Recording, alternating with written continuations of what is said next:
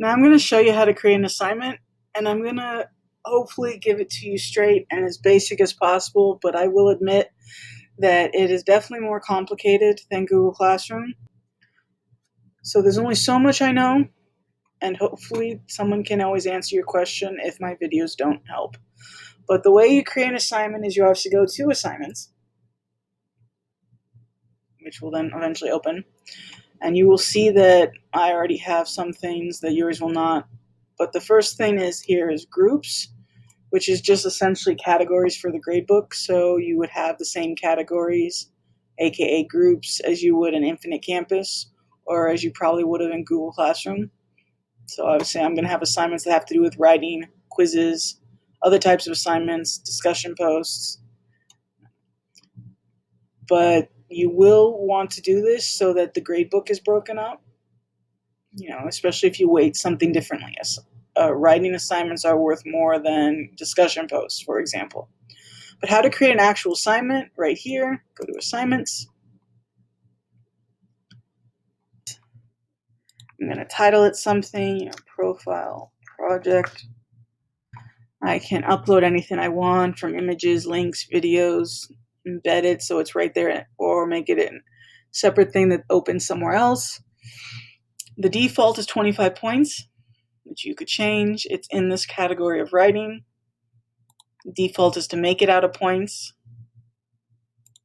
There's this option here that says, essentially, it's a heading at the top. That means students will know this doesn't count towards their final grade. Maybe this works for peer review. Like, you want them to submit their rough draft. You want to grade it so they can see how many points they might get from it, but it's not going to count towards their final grade. For assigning to, you could obviously presumption is it goes to everyone in the class, but you could make it a certain student, and therefore then only that student's gradebook will have the assignment. So that's kind of neat. But you could also then make the due date, which obviously you would want because it's an assignment. And then the last bit of info for dates would be when is it available to and when is it available from type thing. So I could make this assignment but say it's not available for a month, which means I'm making it in July, but it won't appear in their Canvas until August. I could also say that it's available until Friday midnight. Now the due date, it tells them when it's supposed to be due, but essentially if they turn it in a day late, it'll be marked as late, but they can still turn it in.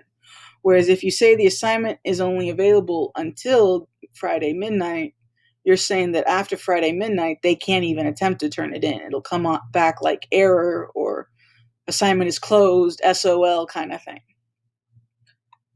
So that's how to create an assignment, but now it's for what type of assignment.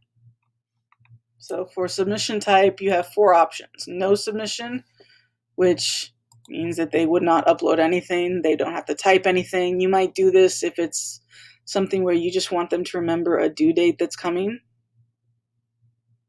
Like, okay, test coming in a week, don't forget, and now it's marked on the calendar. But really, announcements work just fine for that. Online, text entry means you want them to type something in. Website means you want them to attach a link. Media recording could be for podcast or video. File uploads, probably the most common.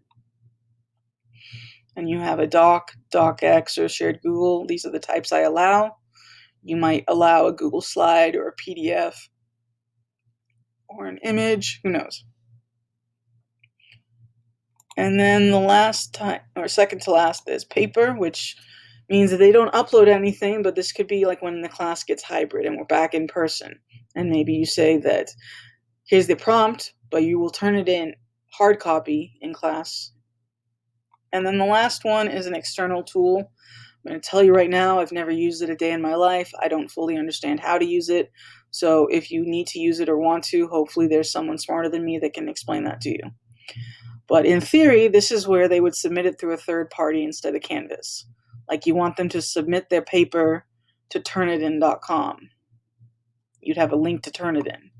You want them to do the quizzes, so here's a link to quizzes. Stuff like that. But The issue with it, though, is you have to have access to it through Canvas, and the administrator's in charge.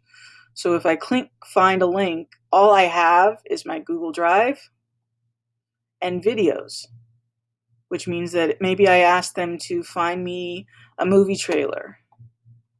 They could do YouTube, or maybe I ask them to create a video and they use Vimeo, or it's a Google Doc, PDF slide, something like that. I could put in a URL for something not visible, like quizzes or Turnitin, but I don't know really if they would be able to access it. To me, it goes above my head and it gives me a headache to think. So hopefully someone else can explain if you choose to use this. I think it's making things more complicated, and we already have enough complications personally. But then what you would do is, now you're done. So you would hit save, but really you want save and publish so it becomes visible. So I'm going to just make it an online submission, file upload. Okay, now save and publish. Okay, and now that I've created it, I can now add a rubric if I want. So, I could have a rubric that I upload, or I could just type it in here. Rubric for paper, or a quiz, or a PowerPoint, or a presentation, or whatever. So add rubric.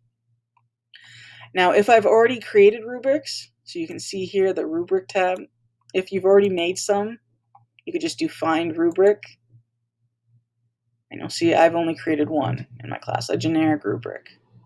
So I could use that.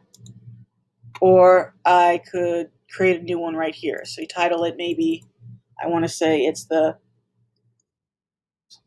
presentation rubrics. Because obviously a presentation is different than a generic writing assignment. And then I can keep adding as many criterion as I want. So maybe this one is for, organization. Default is 5 points. So description of criterion goes here. So edit. Maybe this one is for prompt, as in did they follow the prompt. Maybe it's only a 10-point assignment. So 5 points for if they follow the prompt, 5 points for if it's organized. Here's some, you can change how many points. Okay. Really, the only other part of this I've done is right here where you see it says, I'll write free-form comments when assessing students. I like to click that because then what it does is I can then essentially, when I'm editing there, is type my thoughts for why I gave them 3 out of 5. If we don't do that, rating is in like, okay, 5 points if you can do X, Y, and Z, 4 points if you can do X, Y, and Z, 3 points if you do X, Y, and Z. They grade scale type rubrics. I'm not really big on those. And then you would hit create and the rubric would be attached. Another thing is if you actually went to rubrics right here, then you could create as many rubrics as you wanted. You could create a writing rubric, a presentation rubric, a PowerPoint rubric, a quiz rubric, and then just you make all these rubric templates already, and then you just pick the one you want, which will help you get through grading faster in theory. So that's how to create an assignment with a rubric, or just an assignment in general. So now here's what a finished one would look like. So if I just click, personal writing assignment, which is the one I've already created, at the top you'll see it says does not count to grades, because I wanted the students to not be stressed about it. It's titled personal writing assignment. I gave them steps. I just literally wrote the prompt right here. So I didn't attach a file for them to fill out, no external tool. I said you're going to create your own Word or Google Doc, and you're going to put it in comment or edit so that I can leave comments. In theory, I try to make it easy step by step. I then even created a sample for them. So here's a PDF they could open and externally, or here's the embedded document so they could read it right here and now.